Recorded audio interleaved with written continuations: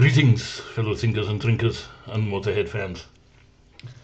Last time we reviewed Iron Fist, and as I said, as part of that, Fast Eddie Clarke did not survive the tour. Internal discussion, internal issues, personal disputes got in the way. We discussed what may have been the cause of that last time. However, the tour needed to be completed, and in at relatively short notice stepped Brian Robertson, late of Thin Lizzy.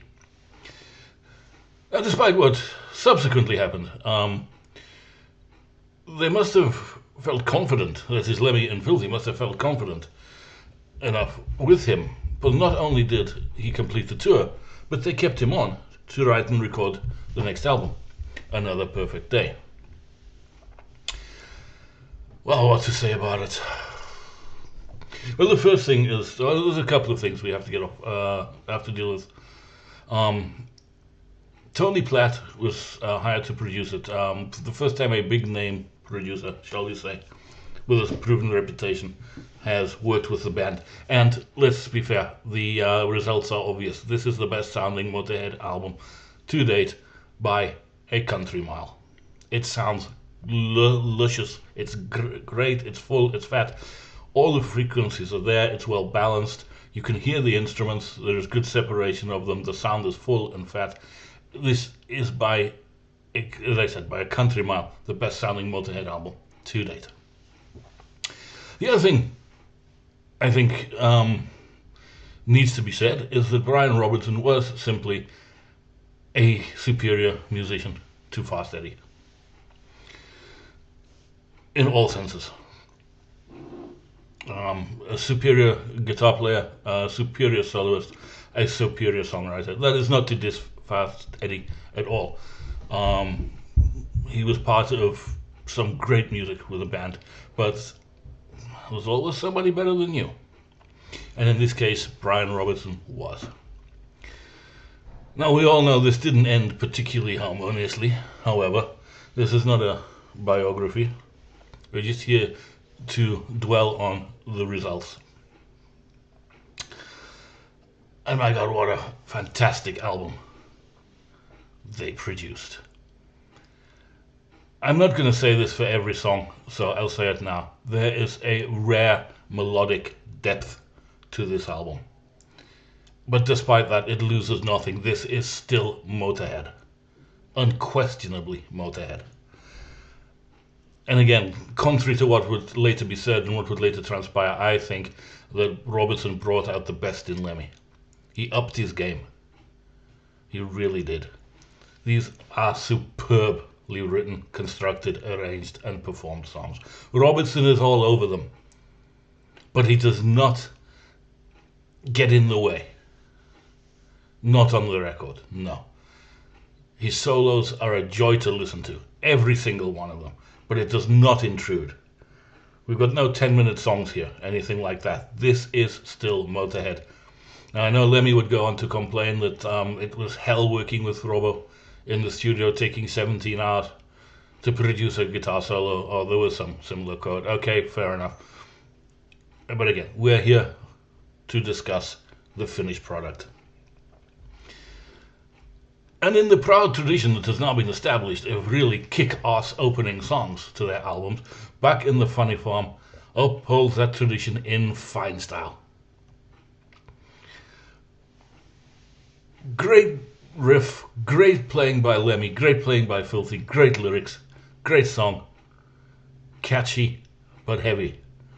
This is something Motörhead, I think this is where it starts for Motörhead, that they could combine the two. The two aspects of songwriting. I think having Robertson on board opened up so many more possibilities for him, which I think Lemmy took notice of to a large extent going forward. Okay, it follows up by Shine, another kick-ass song. Okay, so we all know this. I'm not going to review them all. Then it comes to Dancing on Your Grave. I said these songs have a rare melodic depth. This is by far the best example. It's an amazing track. It is far more mature than anything. Difficult to imagine this on any of the preceding albums. It really is. It's advanced, is that the right word? Yeah, it's certainly a more mature approach to songwriting. There's certainly better crafted songs. But that combination of melody and Motörhead's raw, in-your-face, ass-kicking power is perhaps best encapsulated on this song. Love it. Rocket, again, no let up here. None whatsoever. Really heavy, really fast, classic Motörhead. But it's got that melodic foundation to it. It's amazing. It really is a great song. Okay, One Track Mind slows things down a bit. And here I think this is a very good example of how they have progressed as songwriters. In the past, if they'd done a song this tempo, this slow, they may have struggled to make it interesting. It's harder to make I think you have to work harder to make a slower song interesting. Here they do it. Unfortunately, they follow it up with Another Perfect Day, the title track. Not that that is a bad song, because it isn't, but it is very much of a similar pace and construction to One Track Mind. I think when they came to sequencing the album, they could have split them up a bit. But this is a very minor criticism, because both songs are really good, really mature. I keep using the word. But they've come on leaps and bounds, really have. And it cannot be a coincidence that this has happened with Brian Robertson helping to write the songs. Okay, it's back to Foot to the Floor, Marching Off to War, but again, it has the same characteristics. Instantly memorable song. Not just instantly memorable, those things can be throwaway. This isn't. 42 years later, whatever, still a great song. Okay, I Got Mines, perhaps my other favorite. You could not really imagine this on any of the preceding records. But it's just such a great arrangement, such a great construction. It's an earworm. There's quite a few of these things are. Absolutely fantastic.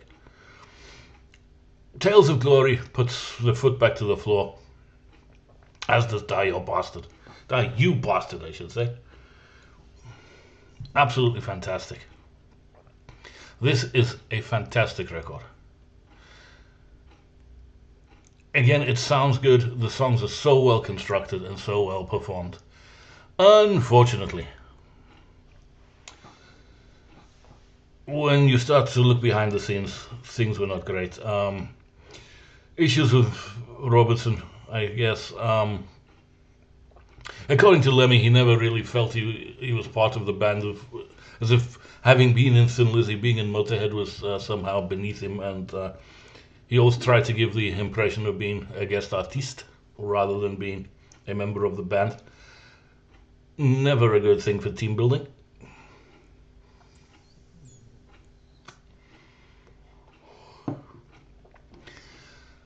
There are rumors that live, I got a few recordings, and this being this is not a 40th anniversary release, it's an extended release, has a second disc, which is a show from Manchester, reasonably complete show, I think.